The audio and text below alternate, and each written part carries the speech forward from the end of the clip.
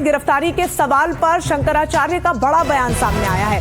उन्होंने कहा कि गिरफ्तारी से हम रोक नहीं रहे हैं, हम उसको बिल्कुल नहीं रोक रहे हैं, हम उससे डरते नहीं हैं। जन विद्रोह होना संभावित है, शंकराचार्य ये कह रहे हैं। पुलिस सूचनाएं भेजती रहती है, तो जिस तरीके से पूरा मामला बढ़ता चला जा रहा है, खतरे की तलवार शंकराचार्य पर भी लटकती हुई, इन सब के बीच उनका यह कहना है कि गिरफ्तारी को हम नहीं रोक रहे हैं, लेकिन जन विद्रोह होना संभावित है। एक तरीके से वो संकेत ये दे रहे हैं कि जन विद्रोह हो सकता है और उसको लेकर आप तैयार रहें। तो यौन शोषण के मामले में शंकराचार्य अभिमुक्तेश्वरानंद पर गिरफ्तारी की तलवार लटक गई है। प्रयागराज की पॉक्सो अदालत के आदेश के बाद पुलिस अब उनसे पूछताछ की तैयारी में जुट गई है। तो वहीं इस पूरे मामले में सियासी बयानबाजी भी तेज हो गई है। जन विद्रोह होना संभावित है,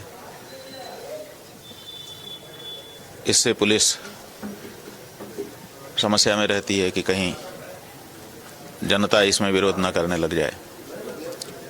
तो इसीलिए वो क्या करते हैं कि बार बार ऐसी सूचनाएं भेजते हैं और फिर उसको झूठा साबित करते हैं कि झूठी थी। बात यह है कि अधिवक्ता लोग इस चीज़ को समझते हैं, हम क्यों उसमें कोई कोशिश करें, क्योंकि हम 4 दिन कानून का अध्ययन करके अधिवक्ता तो नहीं हो जाएंगे, मास्टर तो नहीं हो जाएंगे। इसलिए जो जिसका विषय है उन विशेषज्ञों के अनुसार उस मामले में चलना चाहिए। तो कानून के विशेषज्ञ जो लोग हैं वो लोग इस बारे में जो उचित समझेंगे, करना चाहेंगे, करेंगे। अगर उनको लगता है कि इस मुकदमे को सुलझाने के लिए गिरफ्तारी की ज़रूरत है तो हम कहाँ मना कर रहे हैं। मुख्यमंत्री जी है नहीं, सिंगापुर गए हुए, जापान। हाँ, वही तो योजना है उनकी कि जब हम ना रहें तब ये करना। पहले से लोगों ने बता दिया था कि जब वो विदेश जाएंगे उसी समय ये बात शुरू होगी।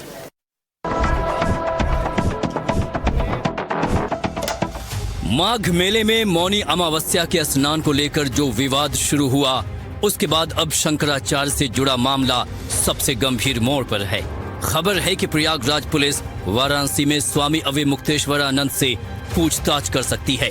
हमने स्वामी अभिमुक्तेश्वरानंद से खास बातचीत में पूछा कि वो खुद पुलिस के पास जाएंगे या पुलिस आएगी।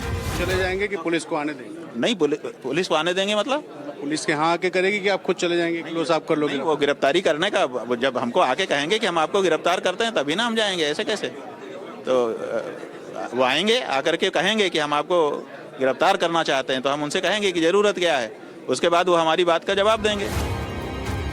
समाजवादी पार्टी के मुखिया अखिलेश यादव इस पूरे मामले में लगातार बोलते रहे हैं। उनका ताजा बयान कुछ घंटे पहले का है, जिसमें यूपी के सीएम से लेकर डिप्टी सीएम तक अखिलेश के निशाने पर रहे। सबसे पूजनीय शंकराचार्य, उन पर झूठा मुकदमा लगाना। जब मेले में, आयोजन में उन्होंने जो रास्ता तय किया था उसी पर आपत्ति थी प्रशासन को, और जिन लोगों ने उन्हें स्नान नहीं करने दिया, कार्रवाई उन पे होनी चाहिए थी। सुनने में आ रहा है उनके पक्ष में 2 डिप्टी सीएम आ गए हैं। अगर 2 डिप्टी सीएम उनके पक्ष में हैं तो सरकार कैसे चल सकती है?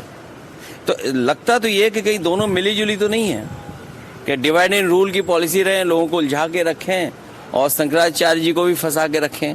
दुख की बात है कि हमारे सनातनी धर्म के पूजनीय शंकराचार्य जी के साथ व्यवहार तब हो रहा है जब भगवाधारी हमारे मुख्यमंत्री हैं। स्वामी अभिमुक्तेश्वरानंद सरस्वती और दूसरे लोगों के खिलाफ प्रयागराज के झुंसी थाने में एफआईआर दर्ज हुई है। उन पर कथित यौन शोषण का मामला है और याचिकाकर्ता हैं आशुतोष ब्रह्मचारी। जो फर्जी शंकराचार्य अपने आप को लिखते हैं, मैं आज खुली चेतावनी देना चाहता हूँ। अखिलेश जी, आप बहुत चिल्ला रहे थे, चलिए मेरे साथ विद्यामठ पैदल यात्रा हम लोग आज से कर रहे हैं, और पंचम स्तर पे डिप्टी सीएम साहब आपको भी कह रहा हूँ, मेरे साथ चलिए। वहां पर जो स्विमिंग पूल दिखाऊंगा, वह कमरा दिखाऊंगा जिसमें ये ऐसे करते हैं, सारे एविडेंस वहां पे हमारे बच्चों ने छुपा के रख रखे हैं, उसको विवेचना पुलिस के द्वारा निकाल के लाएंगे। लेकिन आशुतोष ब्रह्मचारी कौन हैं?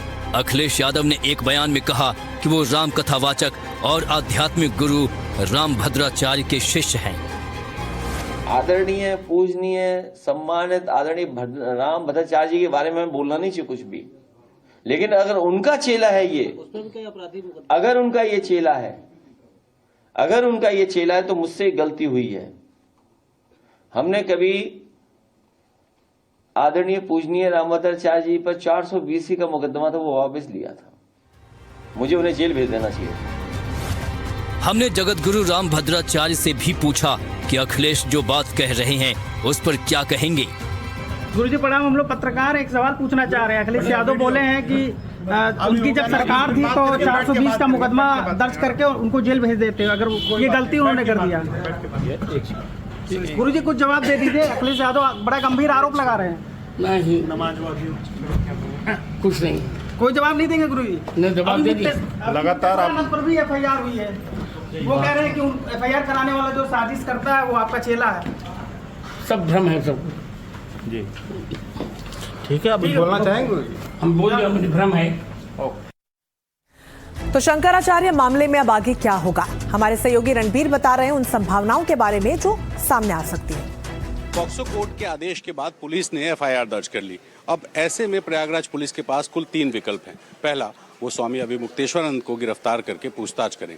अगर वो गिरफ्तार ना करना चाहें तो दूसरे विकल्प के तौर पर वो यहाँ वाराणसी में इस आश्रम आकर के स्वामी अभिमुक्तेश्वरानंद से जो भी सवाल पूछने हैं वो पूछ सकते हैं। और तीसरा विकल्प ये है कि इन्हें नोटिस दे करके झूसी बुलाया जाए और झूसी में बुला करके उनसे उन सवालों के जवाब लिए जाएं जो सवाल पुलिस स्वामी अभिमुक्तेश्वरानंद से पूछना चाहती है। और अगर बात करें स्वामी अभिमुक्तेश्वरानंद के पास विकल्पों की, तो ये फिलहाल पॉक्सो कोर्ट में मामला दर्ज होने की वजह से एंटीसिपेटरी बेल तो फाइल नहीं कर सकते, लेकिन ये FIR को क्वैश करने और गिरफ्तारी पर रोक लगाने की याचिका डाल सकते हैं। अब देखना होगा पुलिस और स्वामी अभिमुक्तेश्वरानंद इन दोनों विकल्पों में क्या चुनते हैं।